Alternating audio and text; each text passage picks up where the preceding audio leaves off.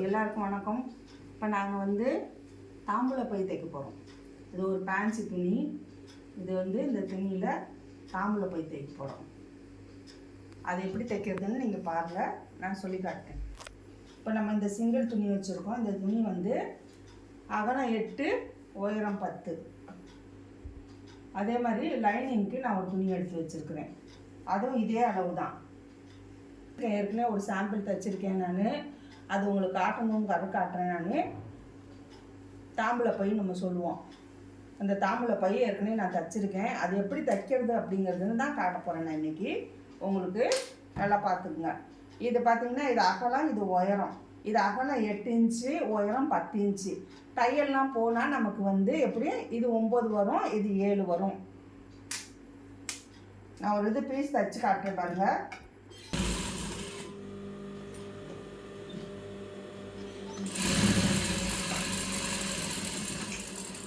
இது ஃப்ரீயாக இருக்கிறதுனால, சில்க்கு ஃப்ரீயாக இருக்கிறதுனால 2 தையல் கூட போட்டுக்கலாம். கூட இது பிரியறதுக்கு வாய்ப்பு. வெயிட்டான துணினாக்கா தெரியாது உங்களுக்கு. இது லேஸ்டன். அதே மாதிரி இதுக்கு ஒரு லைனிங் வச்சுருக்கேன். இந்த லைனிங்கை அதே மாதிரி நான் அடிச்சுக்கிறேன்.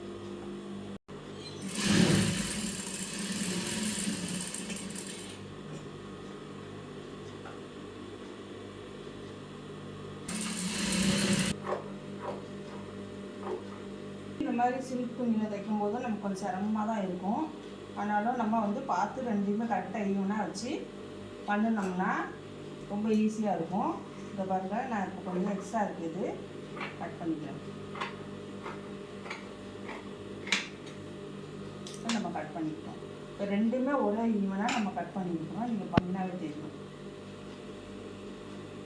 இப்போ இது வெளிப்பக்கமாக தைச்சிருக்கோம், அதே மாதிரி இது வெளிப்பக்கமாக தைச்சிருக்கோம். இப்போ நம்ம ரெண்டுமே உள்ளே வரணும். எப்படி வரணும் அப்படின்னு சொன்னோம்னா, நம்ம இந்த தையல் இருக்குது பார்த்தீங்களா, கீழே பாட்டம்.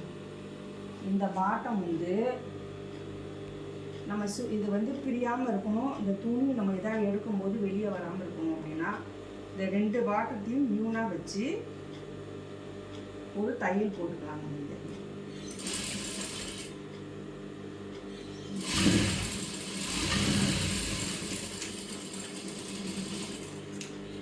வச்சு நம்ம ஒரு தையல் போட்டுக்கிறோம்.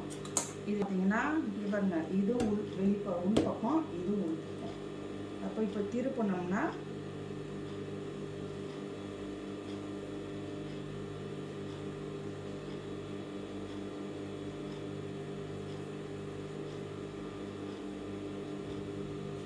துணி அங்கங்கே நகலாமல் இருக்கும். அப்படிதான்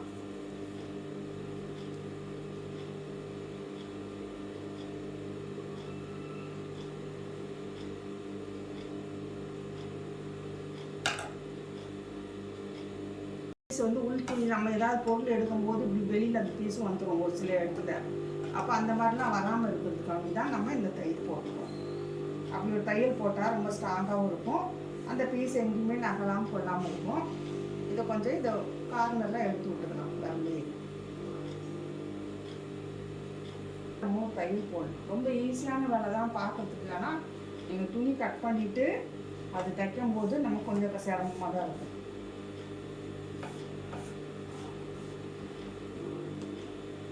ஏன்னா இது பூனம் உள்ளே கொடுத்துருக்க லைனிங் வந்து பூனம்.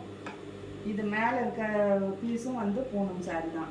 ரெண்டுமே பூனம்னால கொஞ்சம் வளவளப்பாக அதை நம்ம தான் பார்த்து தைக்கணும். இதே இல்லைன்னா நீங்கள் லைனிங் எடுக்கணும் அப்படின்னு சொன்னீங்கன்னா இதை நான் ரொம்ப சிம்பிளாக, ரொம்ப செலவு கம்மியாக எடுத்துருக்கேன். ஏன்னு கேட்டிங்கன்னா, இப்போ லைனிங் துணி எடுத்திங்கன்னா வெளியில் போனீங்கன்னா 1 மீட்ரு 50 ரூபா கிடைக்கும். இதே நம்ம அதே கலருக்கு தகுந்த மாதிரி ஒரு சேலை எடுத்துக்கிட்டோம்னா ரொம்ப கம்மியாக வரும். 5.5 மீட்ரு 6 மீட்ரு இருக்கும் சேலை. நம்ம நிறையா துணி தைக்க முடியும். இப்போ 2 தையல் இருக்குது பார்த்தீங்களா, ரெண்டுமே பார்த்திங்கன்னா தையல் உள்ளே போயிடுச்சு, நமக்கு வெளில தெரியாது. அப்போ இங்கேருந்து எடுத்து ஒரு சும்மா 1 சென்டிமீட்டர் அளவுக்கு உருட்டி மடிச்சுக்கணும். 1 சென்டிமீட்டர் தான், அதிகமாகலாம் இல்லை. 1 சென்டிமீட்ரு நம்ம உருட்டி தைச்சிக்கலாம். 2 பீஸும் ஒன்றா வச்சு இதை தைக்கிறேன் பாருங்கள். 2 பீஸும் ஒன்றா வச்சு கரெக்டாக இருக்குது. அதை 1 சென்டிமீட்டர் அளவுக்கு நம்ம ஊற்றி தைக்கலாம். ஓரமாக ஒரு தையல்.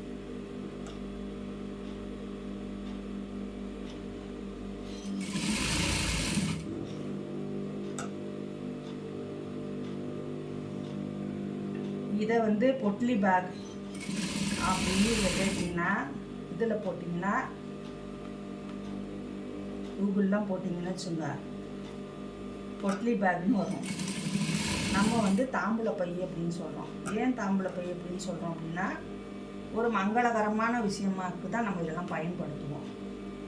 கல்யாணம், ஒரு நிச்சயதார்த்தம், கல்யாணம், ரிசப்ஷனு, அப்புறம் காது குத்து, குழந்தைக்கு பேர் வைக்கும்போது, அதுக்குள்ளே கல்யாணம் அப்படின்னு சொன்னால் தேங்காய் பழம், வெத்தலைப்பாக்கு, பூ, சில குடும்பங்கள்லாம் வந்து மஞ்சள்லாம் கூட வைப்பாங்க. இப்போ பார்த்தீங்கன்னா தெரியும்.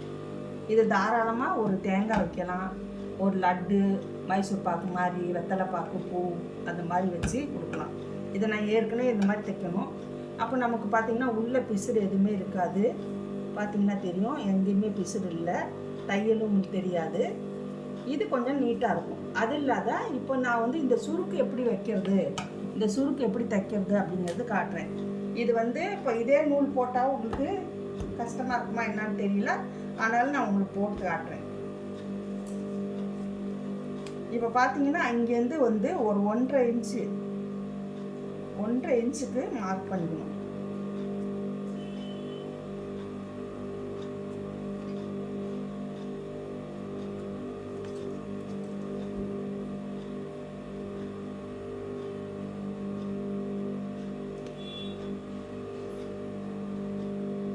நம்ம தைக்கிற பீஸ் வந்து எதுவுமே ஒருமே மேலே கீழே சின்னது பெருசு அந்த மாதிரி இல்லாமல் ஒரே யூனிஃபார்மாக இருக்கணும். அப்போ தான் நீட்டாக இருக்கும்.